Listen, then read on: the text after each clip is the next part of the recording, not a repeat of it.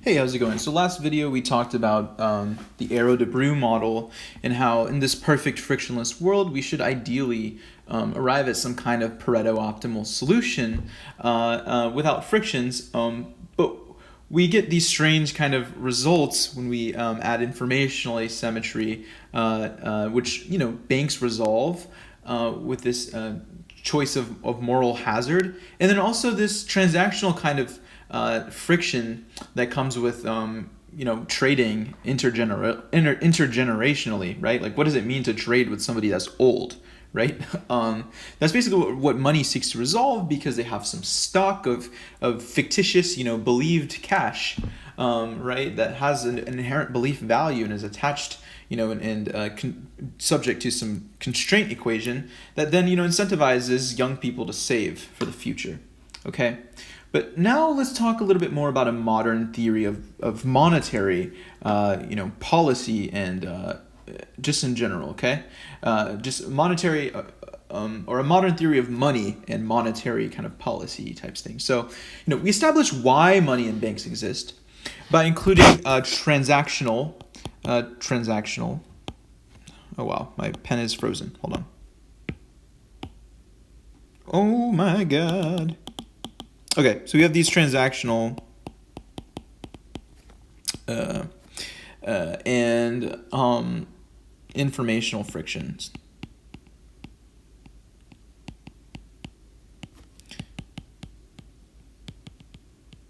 Okay, these are solved by money and banks. Okay, yay, woohoo. But we want to transition more to, instead of, why they exist, we want to look at how the value of money is determined and managed in some modern economy. So we're going to unify three critical perspectives. So the three critical perspectives are asset pricing, okay? And asset pricing, fiscal policy, and of course, the interest rate.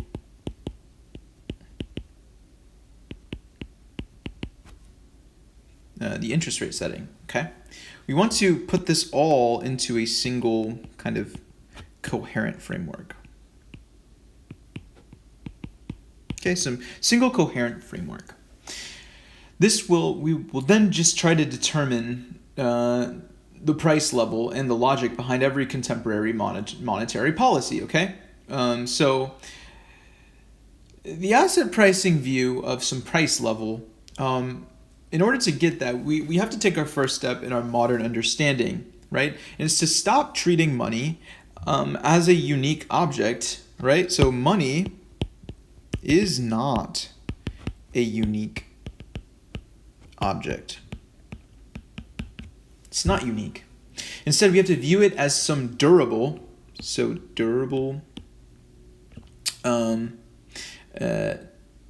non-dividend paying, that's an adjective, some non-dividend paying government asset. That's what money is. It is a government asset, and its value, the value of money, is simple. The value of money is its purchasing power. So that will be 1 over P, okay? Purchasing power, abstractly, okay? And this must be determined by the same principles that price any other asset, like a stock or a bond, okay? And the fundamental equation of asset pricing will state, so let's call this the fundamental equation of asset pricing. It states that the price of any asset today is its expected discount payoff tomorrow. So the price today is how much we expect, okay? How much we expect that asset to be worth tomorrow. Okay? Or some discounted payoff. So we're discounting the payoff inherently. And so X is the asset's payoff at time t plus 1. And this m of t plus 1 is called the stochastic discount factor. Okay. The stochastic discount factor, or SDF, is a pricing kernel. Okay? We define this as a pricing kernel.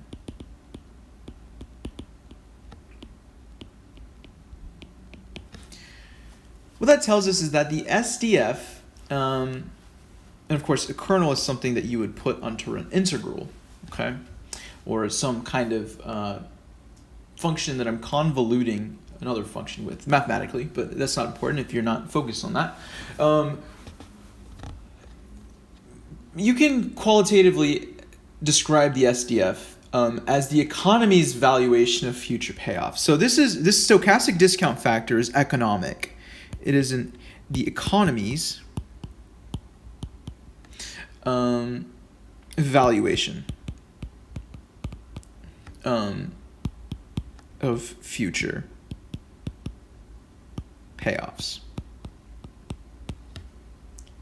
All right, so in a consumption-based model, what we have to do is determine this stochastic discount factor by the marginal rate of substitution between consumption today and consumption tomorrow, right? So it's going to look something of this form here, with some beta coefficient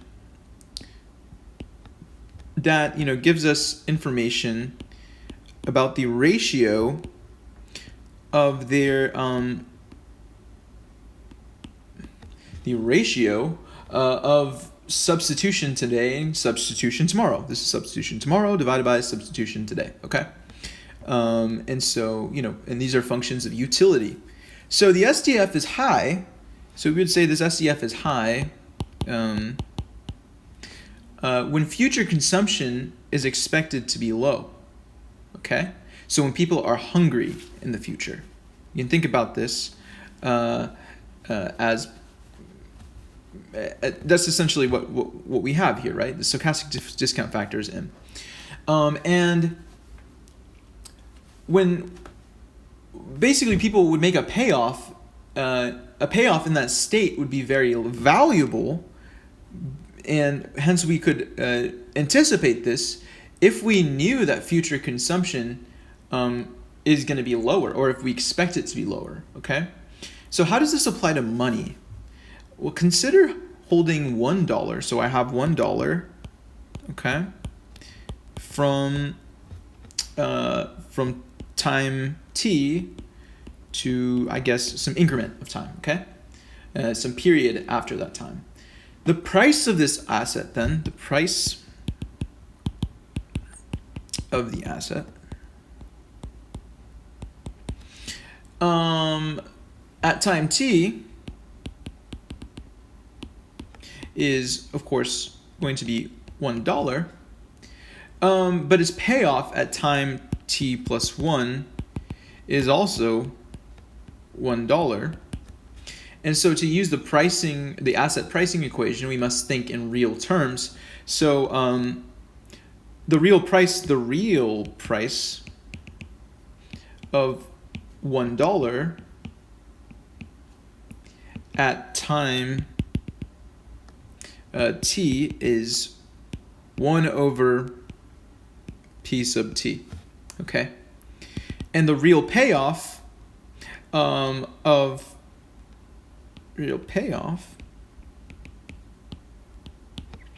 $1 at time t plus 1,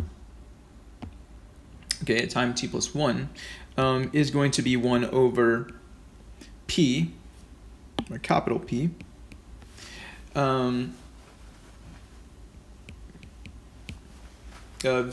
the purchasing, basically the purchasing power of that dollar at the increment, okay? And if we apply, so let's apply, if we apply the pricing equation to the dollar, right, or to a dollar, this will give us that the purchasing power of the dollar should be equal to the expectation value, or the expected payoff, with the stochastic discount factor, divided by the purchasing power that I anticipate it to be in the future, okay? This is a very, very simple equation, and it's also very profound. It shows, so this shows, just to spell it out, why it's extremely powerful. This shows the current price, the current price level P, okay, is fundamentally linked to expectations about the future price level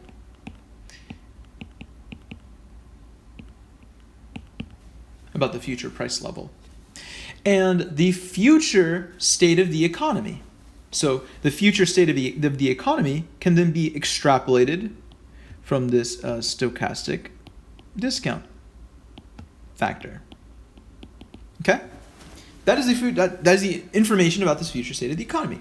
And so a belief then that prices will be high tomorrow, so that means that it's a low purchasing power.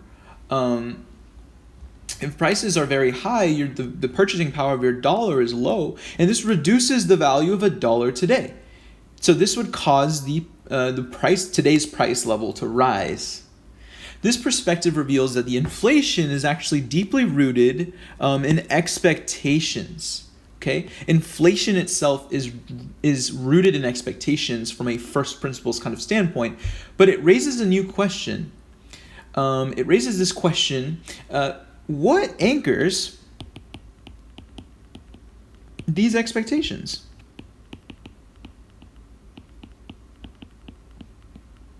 What anchors the expectations? This equation links P sub t, the price level, to, I guess, the future price level, or tomorrow's price level, if you will, which is then linked to P plus at the next increment, and so on, right? So this creates an infinite regress. So we get an infinite, regress. And this basically shows that the asset pricing view alone cannot pin down the absolute level of prices, okay, because of this regress into the future about the expectations, which are contingent upon, the price levels off to infinity. So what we need to do,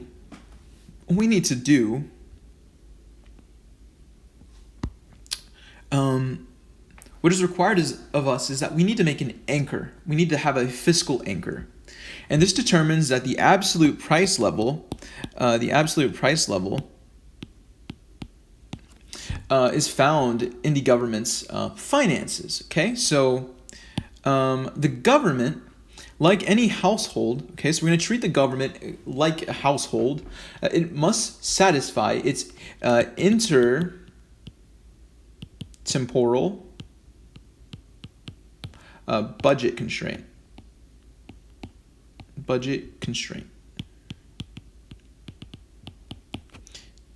All right. This means that the real value of its outstanding debt,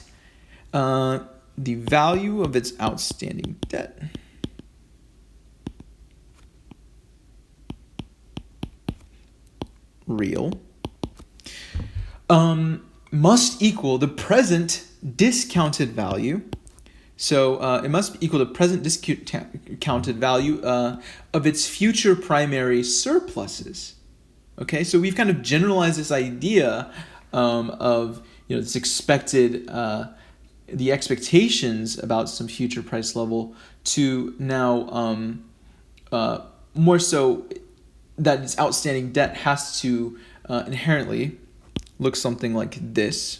So let's say sub t, where we have the sum over the jth indices for m and mt sub j s t plus j, okay? And we're expressing this is the government's budget constraint, okay? The intertemporal budget constraint of the government. And b, this guy here, is the nominal amount of government debt. So government debt issued in the past that is coming due today. All right. So this left-hand side, then, this quantity here, is the real value of the government's outstanding liabilities. Hopefully that makes sense. And of course, we're equating the real value of the government's outstanding debt to the right-hand side. This is the sum of all future primary real surpluses. Okay, so these are real surpluses. So this s of t plus j, this is going to be equivalent to some like taxes in the tth plus jth index minus spending in the tth plus jth index, which, and of course this is just going to dictate our magnitude of surplus. Okay, and this is each discounted. This is a discounting kind of factor. It's a real discount factor, okay? And this equation, this entire equation here, must hold in equilibrium, okay? And the crucial question really becomes, how is this held in equilibrium, okay? This intertemporal government or budget constraint of the government, right? Well, we can talk about the Ricardian or passive fiscal policy. Okay. And the Ricardian or passive fiscal policy tells us that this is a more traditional view that assumes that monetary policy independently sets the price level.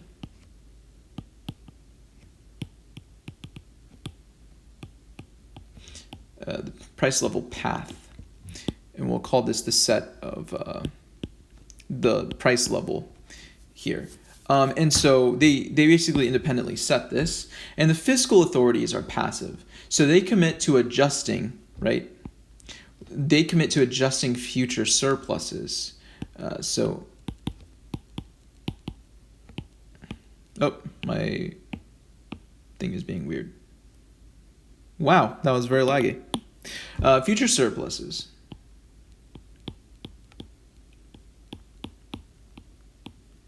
Surpluses, which would be the set of these surpluses in the tth plus jth indices, okay? Satisfying the equation up here, okay? And which, of course, would be taxes, minus spending. So all of this needs to be set. They are adjusting these price level paths and these future surpluses to satisfy the budget constraint. So this is something Ricardian. It's just some policy that just independently sets it and satisfies the constraints. Satisfy constraints. Okay. Under this view, wherever the price level may be, right? Under this view, fiscal policy has no role in determining inflation, right? There is no determined inflation in this kind of Ricardian or passive fiscal policy, okay? Now the non-Ricardian, we call this a non-Ricardian, which is just the negative of the Ricardian process, exactly. Or you can call this active fiscal policy. Usually it's taught in economics as active, but this is really, got to give our Boyd Rickard his due, right? Where we tell him that, he told us that the fiscal theory of price level, shouldn't be a thing, right? But basically we need to financialize it. So just like anything else in America, or in a lot of economic theories, we find a way to financialize everything. So the fiscal theory of price level, all right? And we can think of this, let's just call this fiscal theory of price level. This, usually the acronym is this. And it posits the reverse. It posits the reverse of Rickard. Okay, some Rickard policy, Ricardian policy. The fiscal authority will act first. So we independently commit to a path of future surpluses. Okay, so we're saying here's the path, we assert it, of future surpluses. All right.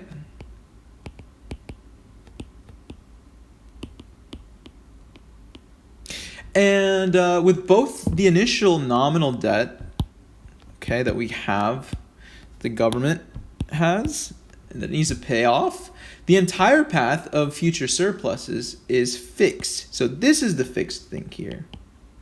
All right? And there's only one variable left to adjust to make this equation hold, which is basically the current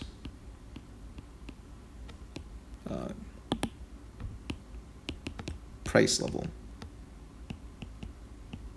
And so we can then just, instead of a natural kind of solution to the price level, right, the price level path to satisfy this intertemporal budget constraint, what we have only one, variable left where we, fix the future surpluses that we should have. And this expectation is basically just fiscally set in stone. And what we then say is that the current price level is the variable that we change to make this budget constraint basically hold. All right? Cool. Under this model, under the non-Ricardian or active fiscal policy model, the government decides to be less fiscally responsible. So what we're going to do is we're basically going to commit to lower future surpluses, okay? And by committing to those things, the present value of the surpluses on the right-hand side of this equation here, the value of the surpluses on the right-hand side will fall. And because this falls, to restore the equality, the real value of the debt, the real value of the government debt on the left-hand side must also fall. And since the nominal value of debt right here, this nominal value of debt that the government has that needs to pay off, that's fixed from the past, the only way for this quantity to fall, the real value of the debt to fall, is for the price to jump up. And so this provides a direct and often immediate link between fiscal policy and inflation. Okay? Inflation can be sourced from this budget constraint by fixing and giving a non-natural kind of solution to this kind of constraint and just force the prices to go up. See what I'm saying? Because the outstanding liabilities, the real value of the government's outstanding liabilities needs to get shrunk. Okay? And so mathematically, this is very clear. But let's think about this philosophically, right? So the FTPL provides the anchor that asset pricing in the asset pricing view that was missing, right? So monetary policy alone can only determine the expected path, right? You can only expect the expected path, price level path, but of inflation, but not the price level itself. However, fiscal policy determines that the price level is a solution by setting the real value of the nominal liabilities that money is a claim to. In a sense, a central bank cannot ensure price stability on its own. It requires a credible fiscal partner that maintains a budget consistent with the inflation target. Without a sound fiscal anchor, even the most well-designed monetary policy is powerless. Okay? Now let's talk about the Neo-Wicksellian approach, right? So this is another modern approach to money and banking, all right? While fiscal policy provides this kind of long run anchor, okay, to some future expected budget or future expected surplus, the monetary policy is responsible for managing inflation expectations and steering the economy. Say monetary policy.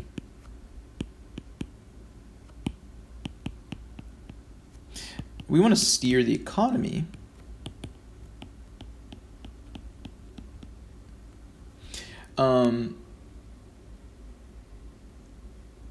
in the short to medium term, okay?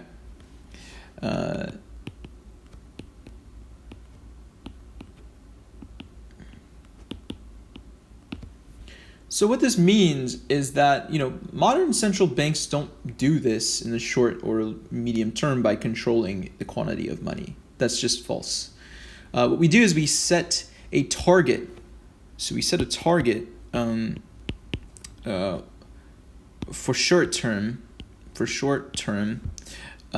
nominal interest rate.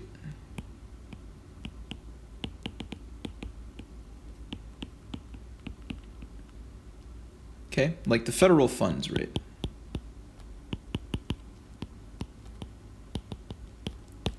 What this then does is allows a framework for understanding this process called the Neo-Wicksellian Model. All right. With this, we want to find a key concept is to find the natural rate of interest. Okay, this natural rate of interest is a term coined by Neo-Wicksell. Okay, and let's denote it by some RT of N, where it is the natural rate of interest.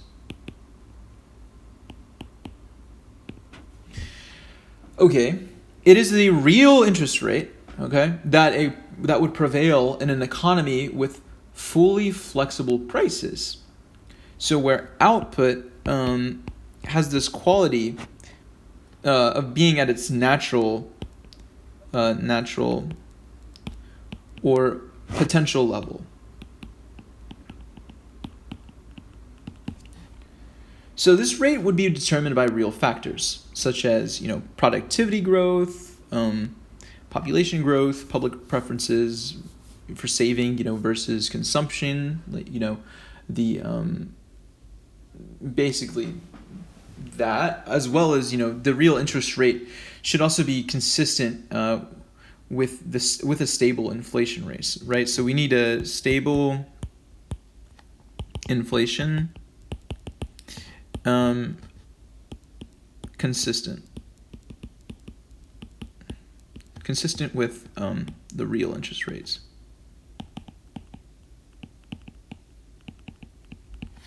Okay, so the central bank's task then now is to steer the market real interest rate, right? So we want to steer the market's real interest rate, which is this equation of looks something like this. Okay, towards the natural rate.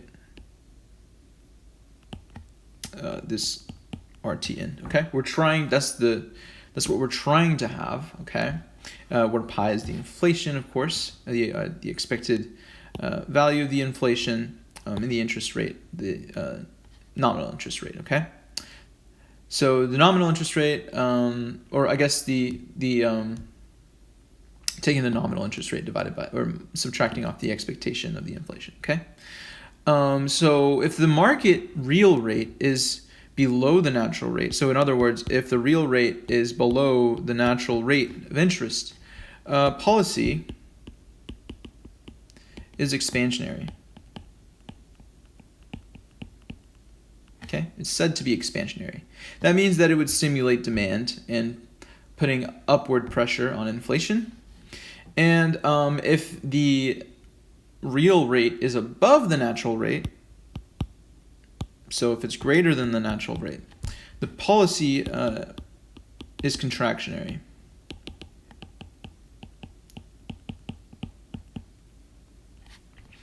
So this basically is, we're trying to dampen demand and put downward pressure on inflation. Okay, that's what the policy then would want us to dictate. How can a central bank achieve this? How can we possibly achieve such a thing? Well, it turns out that a bank could set the nominal interest rate. So a bank sets this guy here, the nominal interest rate, according to a policy rule, and this is known as according to the Taylor rule. And what this looks like, the general form of this is that the nominal interest rate should be equal to the rate that we assume to be natural plus pi star plus some function of pi times the inflation minus pi star plus psi of x times x. Okay, this is the, I'm sorry, it's cutting off, but this is all continued to be just the nominal interest rate for the Taylor rule. And for this rule to successfully stabilize inflation, it adheres to Taylor's principle. Okay, let's work on this. Okay, so we will use this in practice. Let's work on just so that you can see this applied to a practical example here. So let's say that the Taylor's principle. Okay, the Taylor principle for price stability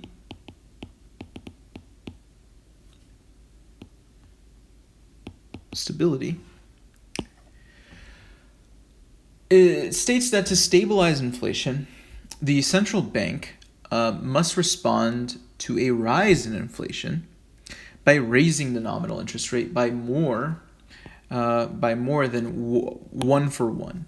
Okay, a 1 for 1 basis, but we want to raise it by more to counteract that inflation. In the rule above, right, the rule that we talked about, this means that the coefficient, the function of the inflation must be greater than 1, okay? And this means that this is just essentially showing this is a function that dictates our response, okay? So let me rewrite the equation because I got rid of it. But the nominal interest rate that the bank should set should be equal to the natural interest rate plus pi star plus the function of the interest rate times some reference inflation with this x function that we will show meaning. Okay, so consider this real interest rate here. So let's say here's the real interest rate, and we have this guy minus the inflation rate. That's approximate, okay? It's not exact, but this is the rate that affects basically economic decisions. So here's the situation. Suppose inflation, or let's just say pi. Suppose inflation rises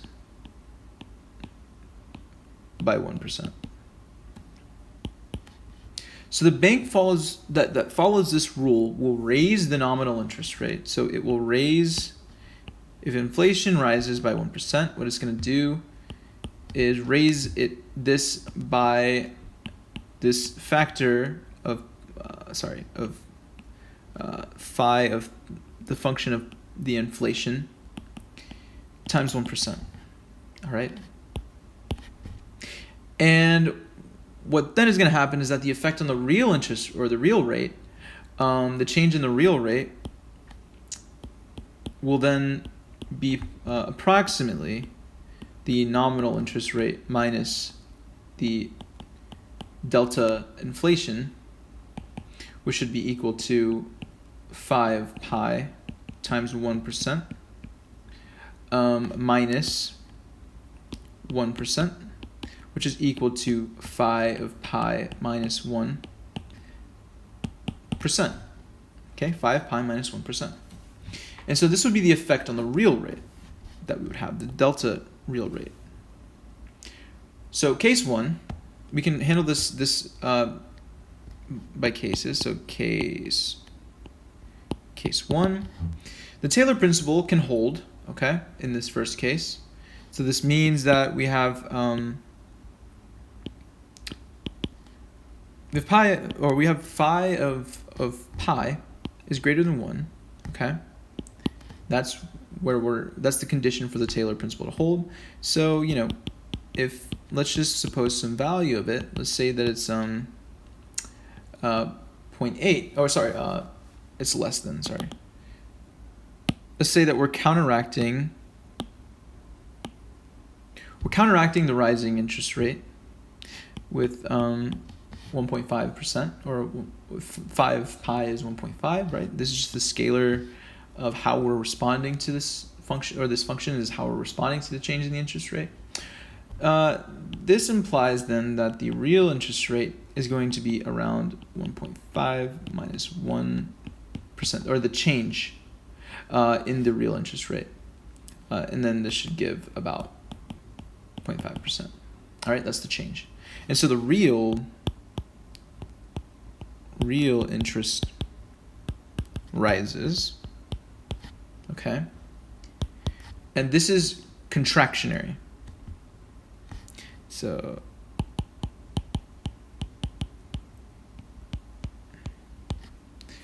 that basically means that we raise the cost of borrowing and ensure saving, right?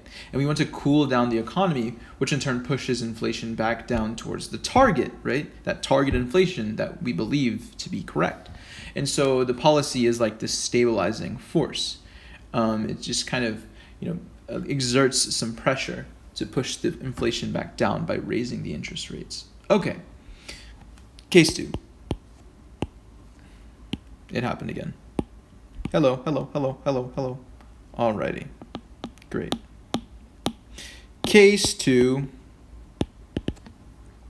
we don't hold the Taylor rule. We just decide that Taylor's principle is, we just want to violate it today, okay? So let's suppose that we have some value here, okay? What we then say is that the effect on real interest rates should be 0.8 minus 1%, and we would get, basically we would get a negative 0.2% decrease, right? So the real interest falls. Well, what does this tell us? This means that we're expansionary. All right? This makes borrowing cheaper.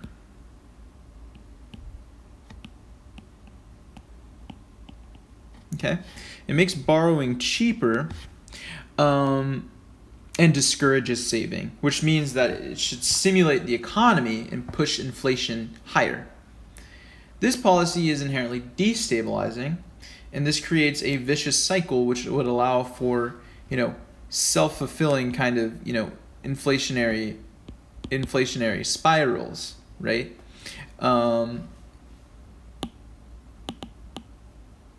So with this spiraling of inflation, an economy operating under this rule, right, has an indeterminate price level fundamentally, which is key. This is a key theorem. So economy operating in contradiction to Taylor's principle.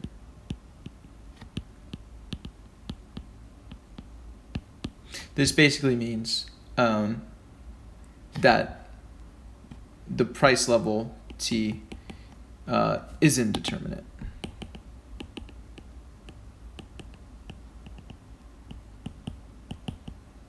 Okay, very important. Very, very, very important. And that's an A, indeterminate. So a commitment to raising nominal rates by more than any increase in inflation, okay? If we were to raise nominal rates by more than any increase in inflation, is the essential ingredient for a monetary policy that can successfully control the inflation rate, okay?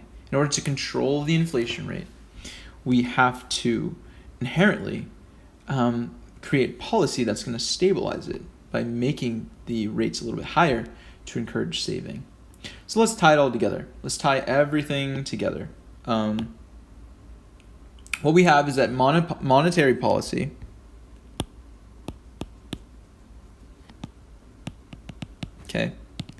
monetary policy sets the tune, right? It sets the tune with a Neo-Wicksellian framework, okay?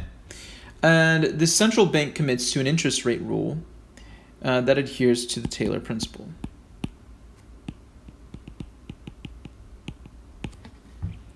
This commitment ensures that there is a unique, stable, and predictable path for the inflation rate. So this effectively will control the rate of change of the price level, okay? Control basically the derivative of the price level with respect to time. All right. So the fiscal policy provides the anchor that we need, right? So this FTPL framework, okay? The inflation path alone does not determine the price level. So pi does not determine PT. It can't. A 2%. So a 2% inflation path, right? Okay, could start with a price index of, let's say, I don't know, 100, 150, or 200. Doesn't matter. Okay, the government's budget constraint, which is that if we have the real value of the government debt is equal to the present value of future, discounting the future surpluses. This provides kind of a necessary anchor. So this basically says that if we're given the nominal debt inherited from the past, okay, this nominal debt that's inherited from the past, and a credible commitment, this commitment must be credible though, to the path of future surpluses, okay, there is only one initial price level, so there exists a unique, this is also a theorem, there exists a unique price level that can make that this constraint holds. Okay? And the fiscal policy will then pin down, so fiscal policy pins the level of price paths. Oh, sorry, it would be one singular price path that we uniquely find, level of the price path, okay? So the last thing is that asset pricing is a language, okay? So you fundamentally don't know how to do economics if you don't know how to price assets.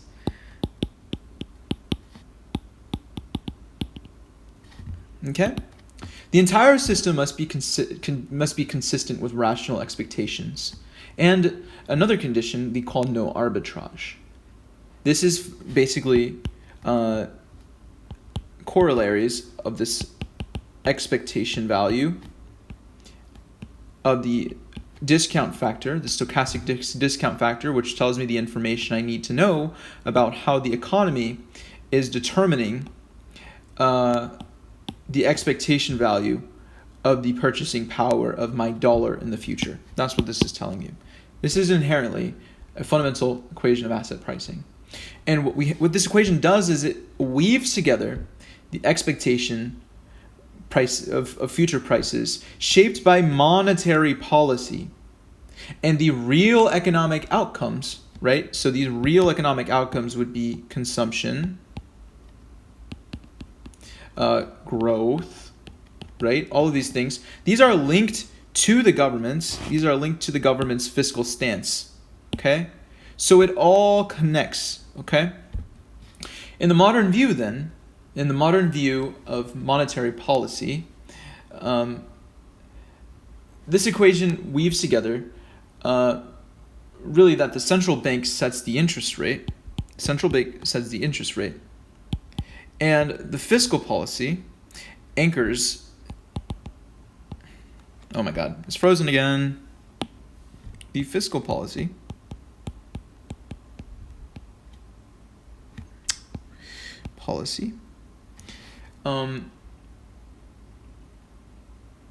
it anchors the price level. I meant to put monetary. Monetary policy controls the interest rate. Fiscal policy controls the price level. Okay? Fixing some present value of discounted future surpluses. Okay? And so the real... basically, given these, right, the bank must then supply whatever quantity of money, right? So banks are subject to this. They supply whatever quantity of money the private sector demands.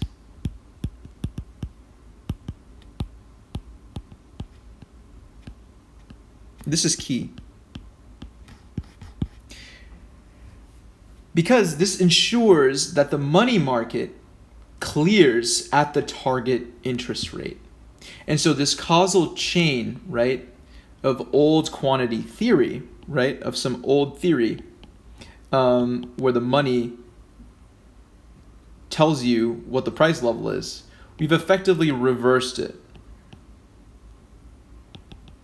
Okay?